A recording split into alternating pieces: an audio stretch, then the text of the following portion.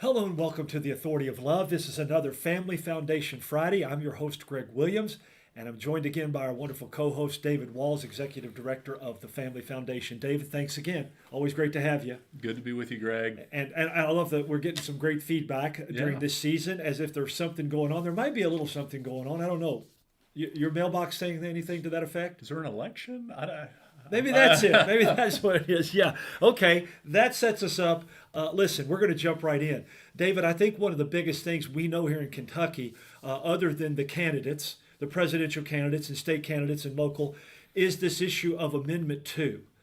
We've talked about it. Yeah. I think we need to continue to clarify. Yeah. So I would ask you to start with that today. Yeah, and I appreciate, Greg, the opportunity for us to kind of dedicate this to what I actually believe, Greg. I think this is one of the most important things on the ballot for us here in Kentucky, Amendment 2. But there's a lot of misinformation, and so we just kind of want to go through it, I think, one clear time, and Lord help us to be clear. Yeah. But look, this is where I want to start. From a biblical perspective, Greg, we know that parents are the ones that are responsible for raising their children. Proverbs 22:6 commands us to train up a child in the way he should go.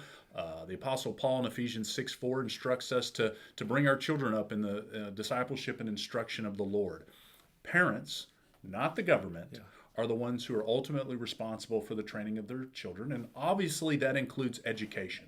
And so that's why our education policy in Kentucky and every other state is so important, and that's why we advocate increasingly for the right of parents to be empowered to choose the education that works best for their children. And so that's kind of what's at stake in this election. And we've got a map here behind us for those that are watching the video, but this has been a powerful map. Kentucky is the only state in our region, Greg, that does not have either a private school choice program, and it's one of only two states, Greg, in the entire nation that doesn't even have public charter schools giving parents offer any school choice. Right. So right now, Kentucky students are essentially being left behind in a one-size-fits-all system. And the data shows that. Yes. Over and over again.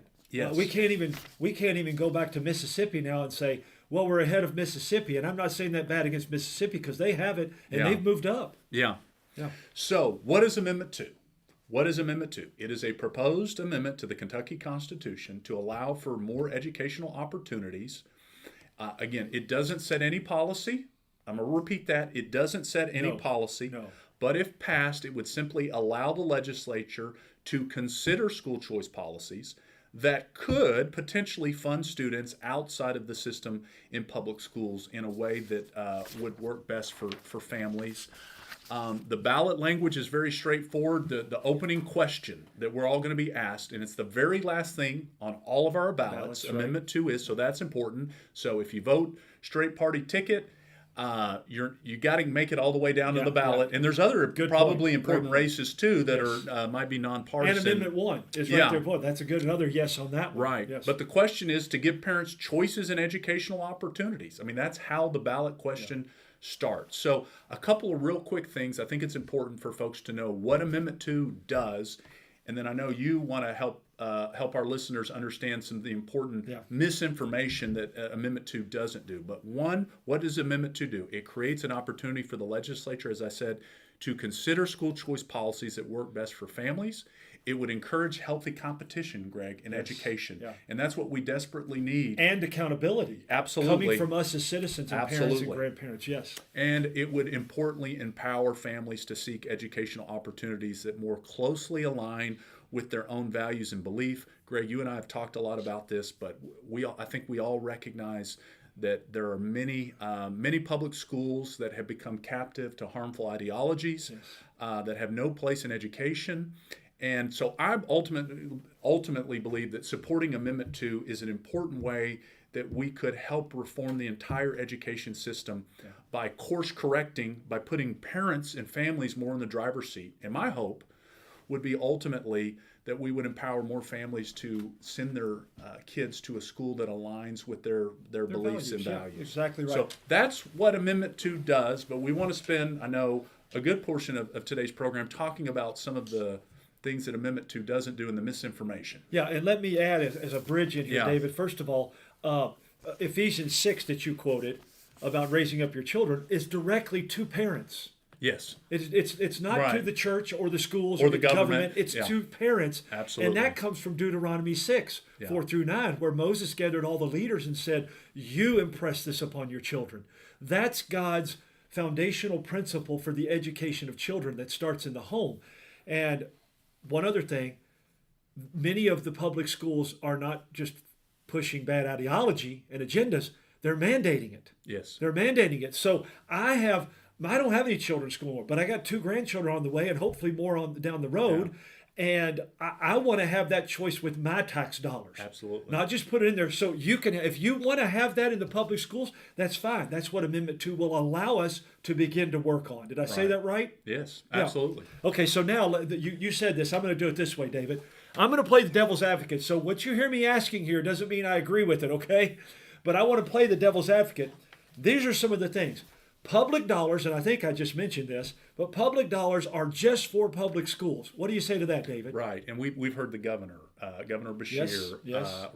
say this over and over and over, and I think it's important to remember again. One, I don't really believe that there are public dollars in terms of the way the other side is describing this. No. They're taxpayer dollars. That's right. Right? There are dollars. They would not be there if it weren't for us paying that them. are to be stewarded by our government officials that we have placed in those positions of authority. And when we're talking about education, those public dollars, those taxpayer dollars, Right. are to help educate our children. Yes. They are not for, mandate what the government wants. Right. Yes. They are not just for a system. They are for the education of our children. And so I think in many ways this is a stewardship issue, Greg. And we're simply not being good stewards of the significant taxpayer resources that we're spending. And look, the other important thing is there are many, many examples of how, well established that the government has allowed taxpayer dollars to be used by taxpayers, whether that means to private organizations, to tax benefits for nonprofits, other religious nonprofits that serve the community. So somehow this idea that we can't allow taxpayer dollars to flow to the families and then they make a decision on how they want to use them is just not a good argument in my opinion. I agree with you, and I'll add this: there are a lot of words that are being used that have been used before to scare people. Right. Fear based. Right. And one of those is the word charters or voucher. This is going to be Amendment 2 is a voucher program. Right. What do you say to that, David?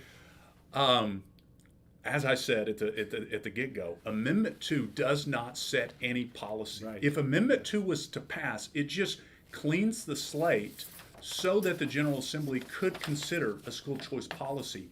Nothing changes. Yeah. If Amendment 2 passes. There would have to be a proposal in the legislature in the next session with some kind of school choice policy. Yeah. So, and again, I encourage folks to go read the language. We've have it posted on our website at KentuckyFamily.org. The word voucher is not used in the word tax credit is not used in the amendment. Think of it like this, Greg.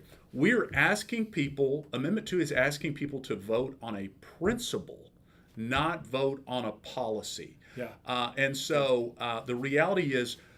And the other side has done a very good job of trying to demonize the term vouchers, and I've even heard them worse than this. Demonize any child that's not in the public school system, and actually call them a voucher student. Somehow, if a family decides to not send their kids to public school, that they're a second-class citizen almost. Yeah. And that's the exact opposite. The reality is what most states are doing that do have school choice are not even properly understood as voucher programs.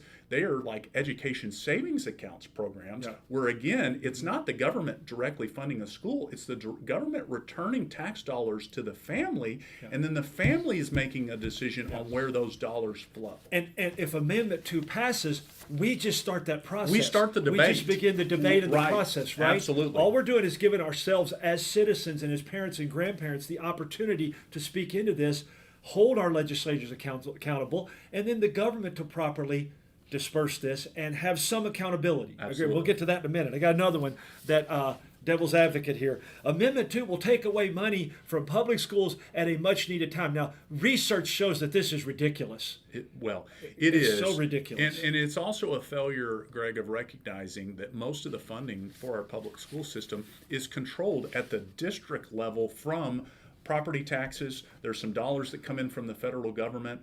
All of these things are not things that the General Assembly directly has purview over. Right. And so the reality is, as I said, it's a stewardship issue. We're increasingly spending more and more dollars on public education, but the results are just not there. Yeah. And so what other states have done is say, well, we're going to free up a small portion of those resources to follow the family. Yeah. And so the reality is, in the public school system, as we sit here right now, most of the dollars are not going into the classroom. They're not going to teachers. They're not going to raise teachers' salaries. And that's why school choice is a win. It's a win for students, obviously. Ultimately, it can be a win for the public school system and for teachers, because it opens the door, as I said, to more competition, more opportunities. And again, the states that have had school choice policies the longest have seen greater improvements in their public school system across the board. Students, teachers' salaries, all of these things. So this idea, and you've seen some left-leaning think tanks and others that have made up these ridiculous numbers that say this amount of dollars is going to come out of a certain public school system and this many teachers are going to have. They are just making it up. I don't know how to explain it other than that. That's why I said the research shows that it's not there. It's not there. Their argument does not hold water. And I hope you listeners are hearing this, and you not only listen, but you'll share this to help inform and educate others.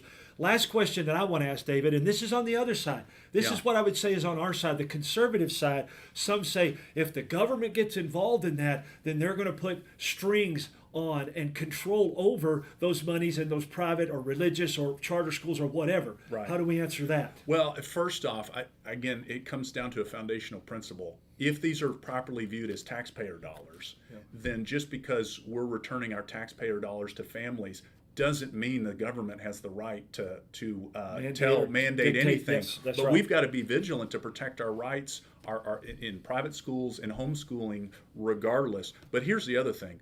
The General Assembly already had originally passed a limited school choice program that kind of led us to where we are here, that got struck down by the Supreme Court. They put very clear language in that bill that in no way could anything as a part of this program be used to step on the rights of homeschoolers or interfere for private schools. Right. So I can promise you the General Assembly will in no way be looking and we'll be there. We're strong advocates of protecting our homeschool community, the rights of homeschoolers, the rights of private schools. And here's the other thing, Greg. Nothing would require any family or school to have to participate if they choose. There you go. You're taking off the mandate. Right. You're giving you the still have that. Choice. Still have that freedom in the same way that as we sit here now, there's a few universities and others that just choose to not participate in certain government programs altogether. We will retain those rights. And then finally, Greg, here's the other thing.